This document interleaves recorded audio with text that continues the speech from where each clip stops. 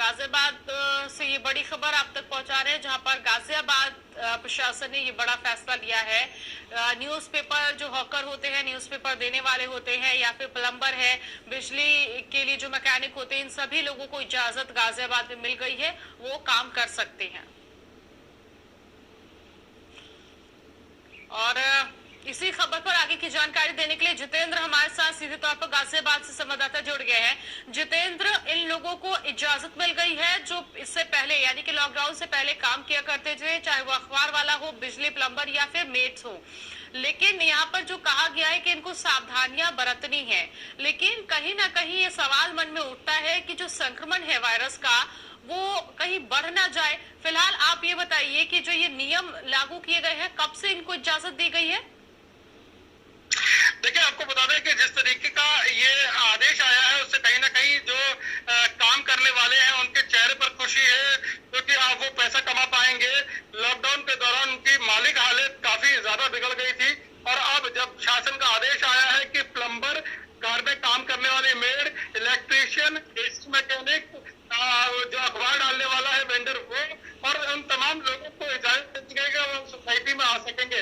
अब ऐसे में एक बड़ा मुद्दा था कि संक्रमण ना फैले, तो उसको लेकर प्रशासन ने ही कहा है कि जो गृह स्वामी होगा, जिसके घर में काम करने वाले ये कर्मी पहुंचेंगे, तो ऐसे में जो गृह स्वामी होगा उसको ही खासतौर से ख्याल रखना होगा कि संक्रमण ना फैले।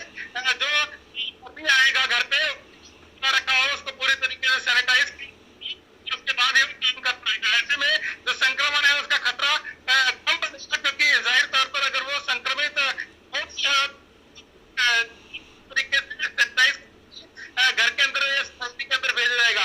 अब ऐसे में जो बात के जो संक्रमण के मामले हैं उनके अंदर कहीं ना कहीं पर भी ऐसे में कर्मी सोसाइटी को जारी किया है कि सेवाओं के लिए बुलाया, यानी प्लम्बर को बुलाया या मेड को, एसी रिपेयर करने वाले को, इलेक्ट्रीशियन को बुलाया, तो वो ही पूरी तरीके से इसका ध्यान रखेंगे। इतना ही नहीं, जो सोसाइटी के होते हैं आरडब्ल्यू को भी इसके मामले आ सकते हैं, तो ना करने की बात कही गई है। हालांकि वो ऑब्जर्वेशन और होती है। ठीक है जितेंद्र, मैं आपके पास लौटूंगी, लेकिन अपने दर्शकों को ये खबर बता दे रहे हैं जो इस वक्त इंडिया वॉइस देख रहे हैं। दरअसल गाजियाबाद प्रशासन ने ये बड़ा फैसला लिया है और आदेश जारी किया है कि जो मेड है या फिर जो प्लम्बर है, बिजली का काम करने वाले मैकेनिक हैं, उन लोगों को गाजियाबाद में एंट्री उन लोगों को मिल गई है, यानी इजाजत मिल गई है कि वो अपना काम कर सकते हैं। और न्यूज़पेपर हॉकर को भी वो अपना अखबार जो है सोसाइटी में दे सकता है। लेकिन बड़ी बात ये कही गई है कि जिसके भी घर पर ये लोग पहुंचते हैं, उन लोगों को ख्याल रखना होगा कि वो कोविड-19 के संक्रमण में ना आए, इसलिए जिम्मेदारी जो है उसी परिवार की होगी। तो कोविड-19 को लेकर सुरक्षा का ध्यान जो है वो रखना होगा, ये कहा गया है डीएम की तरफ से। जितेंद्र भी हमारे साथ लगातार बने हुए हैं। जितेंद्र जानकारी भी दे रहे कि किस तरह से एंट्री उनको मिलेगी, क्या कुछ एहतियात जो है वो बरतने की जरूरत है। जितेंद्र, मेरा सवाल यहाँ पर बिल्कुल यही था कि अगर मान लीजिए किसी भी घर में कोई संक्रमण फैलता है, तो इसका मतलब ये होगा कि पूरी सोसाइटी उस संक्रमण में आ जाएगी, पूरी सोसाइटी की जांच की जाएगी। तो इसको लेकर भी कोई कदम उठाया गया है प्रशासन की तरफ से या फिर अभी नहीं? देखिए, प्रशासन ने कुछ ऐसा अभी क्लियर नहीं किया है कि अगर संक्रमण फैलता है तो उस स्थान को क्या करेंगे।